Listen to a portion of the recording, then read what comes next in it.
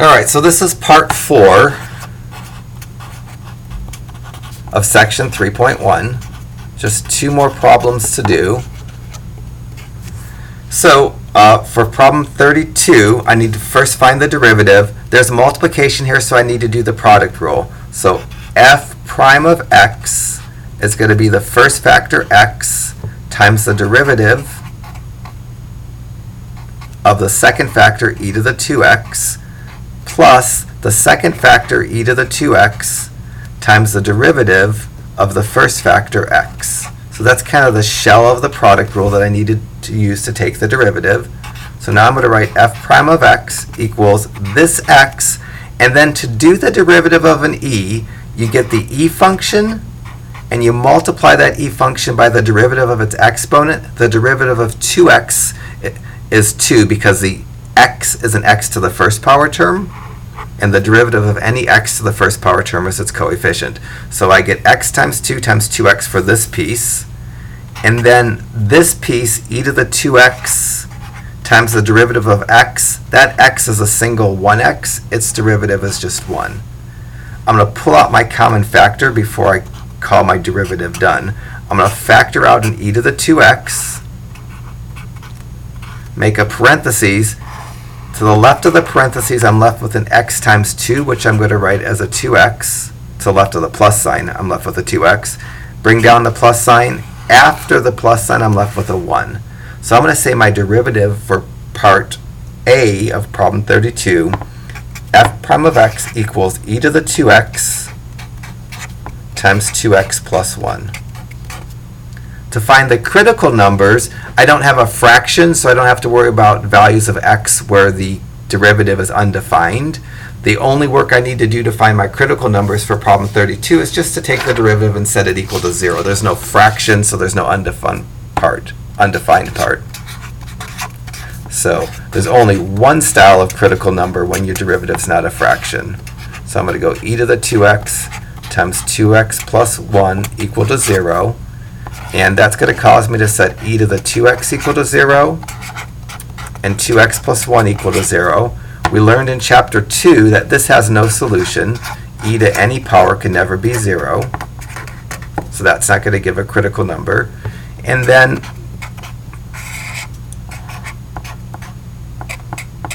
for the next one, I'm going to subtract 1 and divide by 2. And I get the only critical number is x equal to negative 1/2. So critical number, x equal negative 1/2. Now I'm going to pull out my calculator and figure out where the graph is increasing and decreasing if I have any maximums or minimums. And then I'll do it by hand. Alright, so for 32, C through F, calculator approach. On my two-dimensional graph, I'll write negative infinity on the far left edge, positive infinity on the far right edge, and negative 1/2, which is the only critical number, on my number line as well. This creates intervals. It creates an interval from negative infinity to negative 1/2, and an interval from negative 1/2 to positive infinity. I need to figure out in those intervals if the graph is increasing or decreasing. So let me just graph the function. F of x equals x e to the 2x, so y equals clear x second and ln to get the e, and then e to the 2x, close out my parentheses, graph it.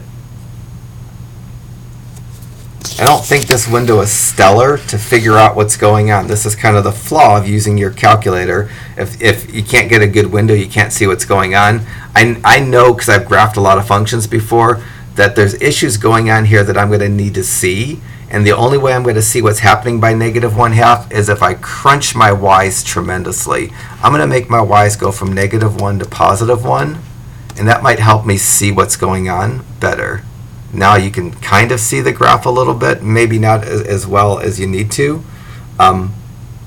Let me crunch the x's so you can see better what's going on. I'm only worried really on what's going on either side of x equal to negative 1/2, which is kind of there. Let me crunch my x's to maybe this make me negative 3 to 3, just so you can see a better picture to help you understand the increasing and decreasing. Right here, this little valley is at x equal to negative 1/2. I don't know the y coordinate yet. So what this graph looks like, it looks like it goes like this.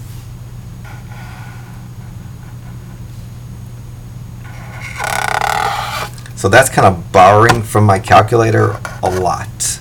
And what's happening is in this interval from negative infinity to negative 1/2, as I move from left to right, the graph is going down. So in that interval, the graph is decreasing.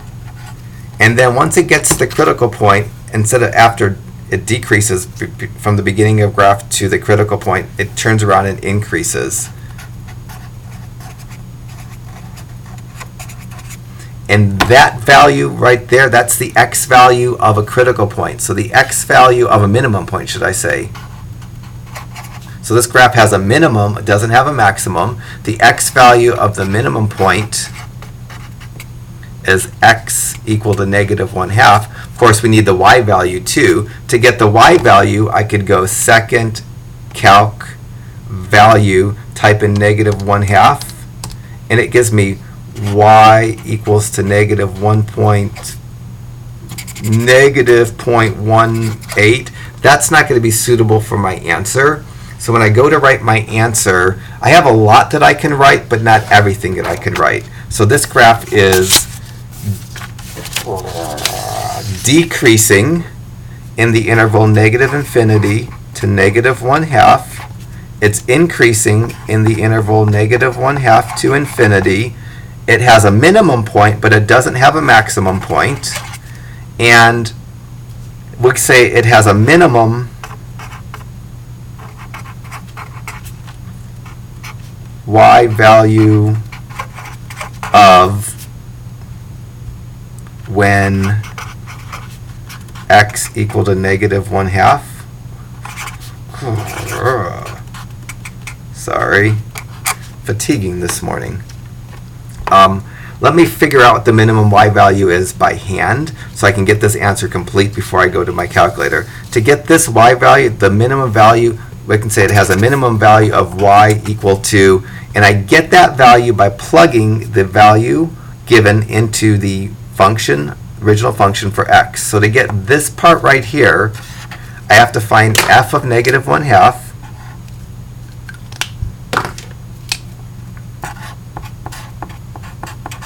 That I get by plugging negative 1/2 into the original function for both x's.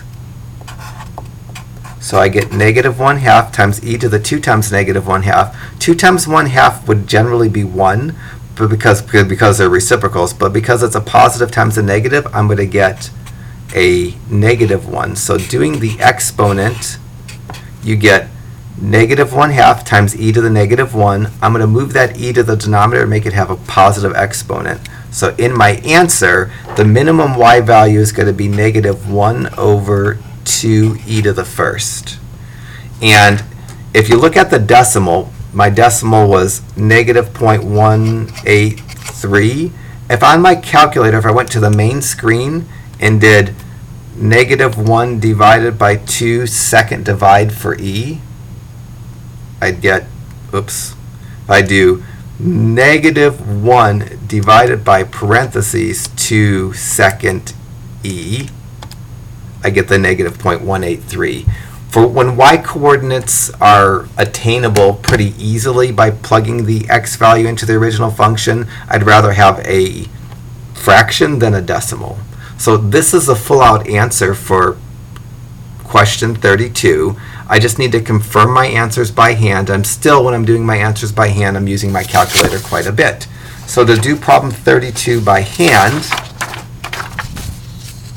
on a number line, I'm going to plot negative 1/2 along with negative and positive infinity, pick critical numbers, and exploit my calculator's ability to find the dy dx's to get the C through F answers. So for 32, C-F, by hand, I put a negative infinity on the far left edge of my number line, a positive infinity on the far right edge, negative 1/2, which is the only critical number between them. I'm going to create an interval from negative infinity to negative 1/2, an interval from negative 1/2 to infinity, pick critical numbers. All the numbers in this interval are negative, so I can't pick a positive number nor 0. I'm going to pick x equal to -1. This interval spans from a negative to a positive number. I'm going to pick x equal to 0. And now I need to find the sign of what f prime of -1 is and the sign of f prime of 0. I'm going to use my calculator's dy dx feature to do that. So I'm going to go second calc dy dx, type in -1, and it gives me -0.14. Because it's negative, not because it's 0.14, because it's negative, in this interval the graph is decreasing. And I'll put a little decreasing arrow over that. For the f prime of 0, I go second calc dy dx, I type in 0, and I get something that rounds to 1. And because that's positive, the graph is increasing in that interval. So I put a little increasing arrow. Now you can see that we have the x-coordinate of a minimum point because the graph changes directions. When you change directions, you get a maximum or a minimum point. You can see that's a minimum point. So I know the x-coordinate of the minimum point as x equal to -1/2. I did the y-coordinate already, but I'll do it again. To get the y-coordinate of the minimum point, I'd go f of -1/2 is -1/2 times e to the 2 times -1/2. 2 times -1/2 is -1, so that gives me -1/2 times e to the -1 power. I'm going to move the e down into the denominator with the 2 to get its exponent positive, so you get -1/2e, which is the y-coordinate of the minimum point. Now I just transfer these. Say that it's decreasing in the interval -infinity to -1/2. It's increasing in the interval from -1/2 to infinity. You can see that I don't have a maximum point. And the minimum point, we need to break it up into its x-coordinate of -1/2 and its y-coordinate of -1/2e, and just kind of write that up properly. So that a minimum value of y equal -1/2e to the first when x equal to -1/2. All right, one more problem. So do your 31. I'll pull out the last problem in this section.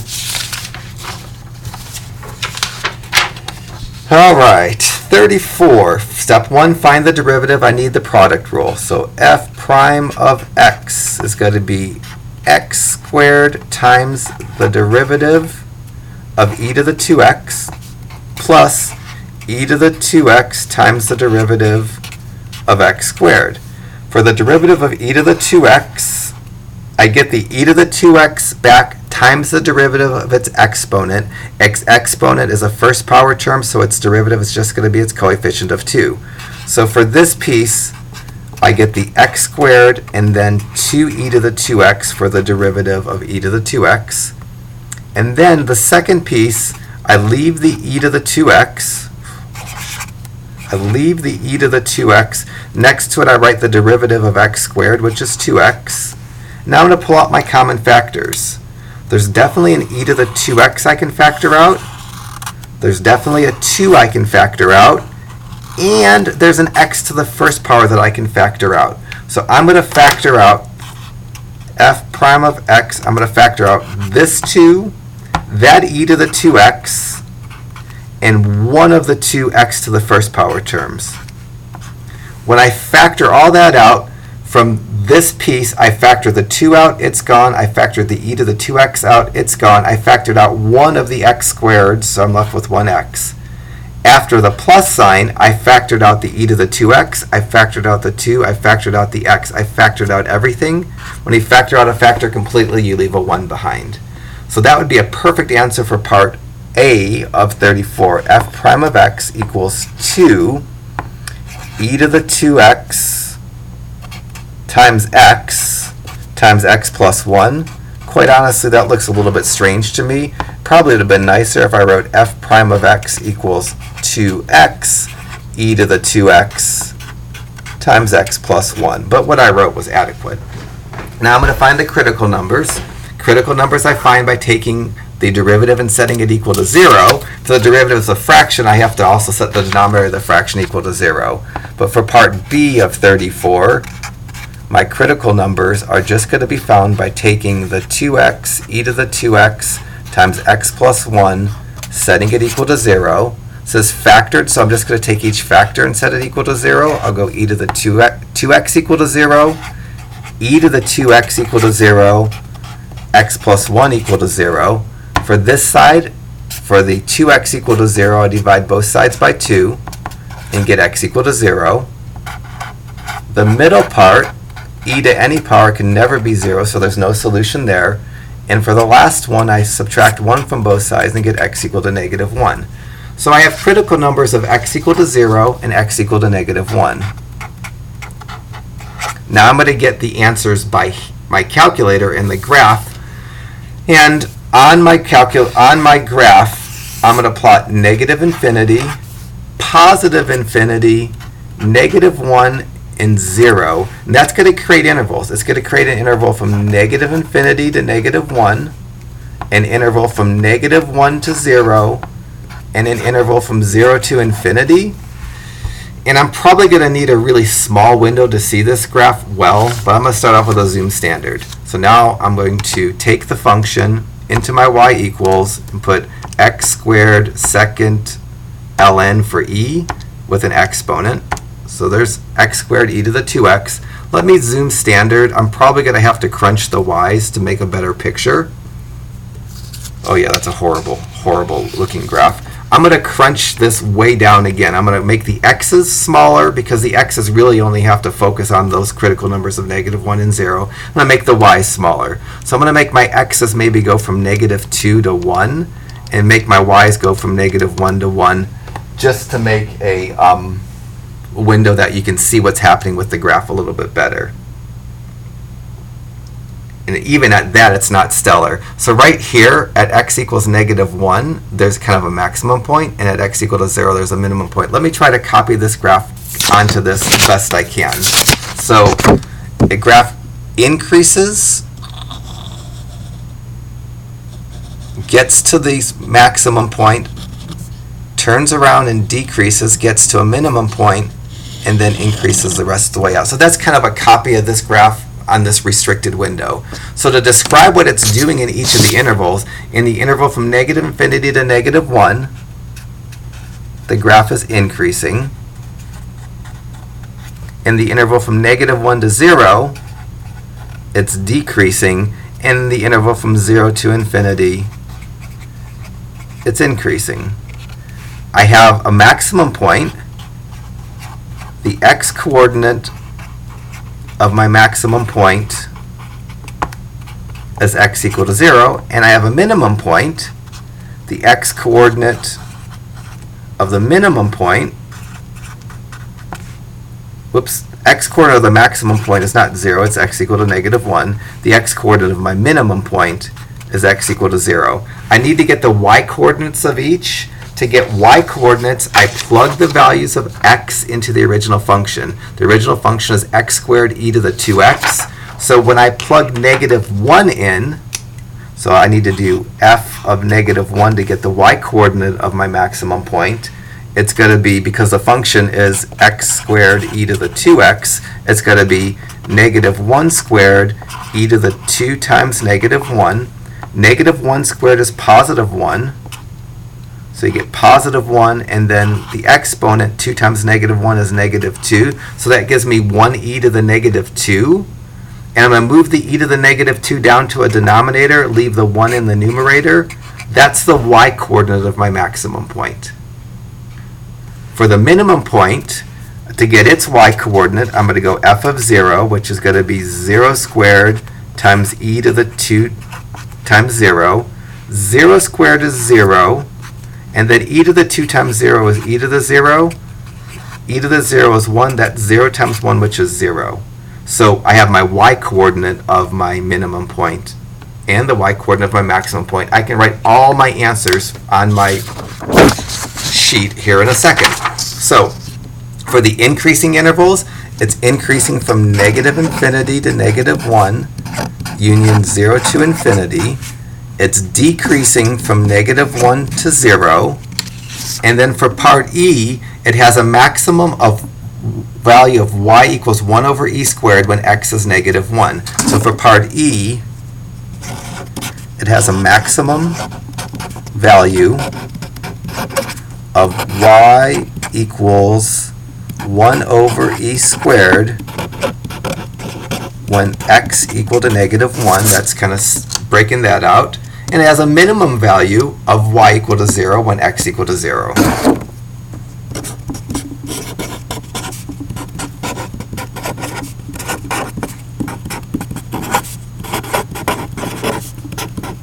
And now there's just so little work to do that we'll do it quickly. So now that's all the answers. What I need to see on your test is a little bit more than that.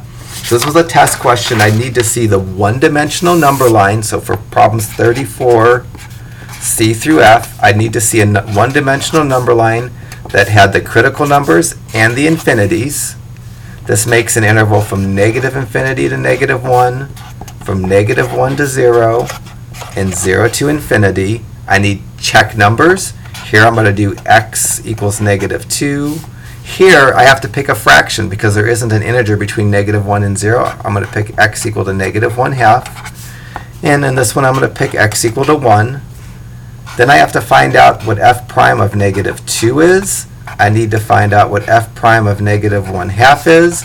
And I need to find out what f prime of 1 is. And those you're allowed to use the dy dx feature on your calculator. So I'm going to use that advantage I'm giving you. So I'm going to go second calc, dy dx, type in -2, and that gives me 0.07. Because it's positive, the graph is increasing. And on my number line, I should show an increasing arrow. To do f of 1/2, second calc, dy dx of -1/2, type in -1 divided by 2. I get -0.18. Because it's negative, the graph is decreasing. Put a little decreasing arrow next to my increasing arrow, so now you can see that there's a maximum point and its x-coordinate is -1. Lastly, second calc dy dx f of 1, and I get 29 point something.